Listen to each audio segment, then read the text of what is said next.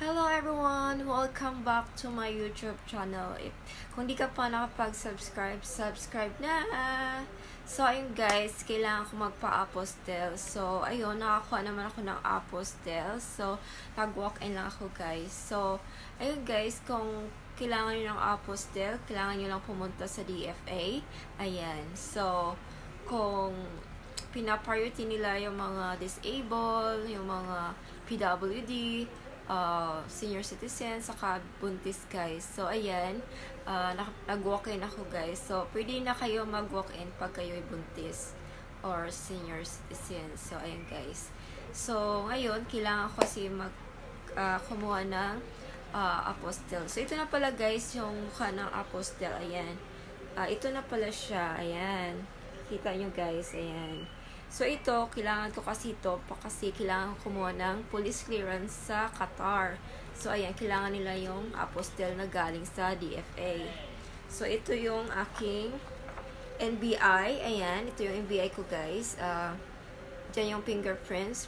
Kailangan mo kumuha ng pag kumuha ka ng police clearance sa ibang bansa. So, kailangan mo yung NBI fingerprints. So, ayan, guys. Mabuti na lang ako agad ng apostel. So, ayan.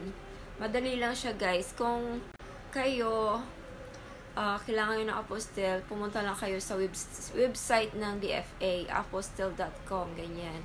Tapos may mga ano doon,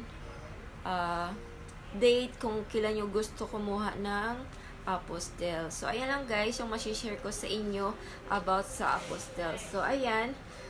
Sinasabi ko, pwede kayo mag-walk-in pag kayo buntis. Ayan. So, ayun guys.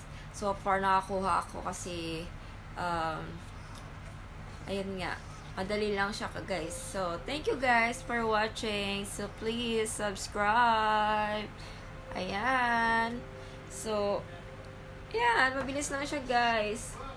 Ayan. Di nyo na kailangan ng agency para makakuha kayo ng police clearance sa ibang bansa. Iba kasi guys, di nila alam yung step by step. So, kung gusto nyo manood yung isa kong vlog, andoon sa isa kong video, kung gusto nyo makita how to get NBI, tapos apostel.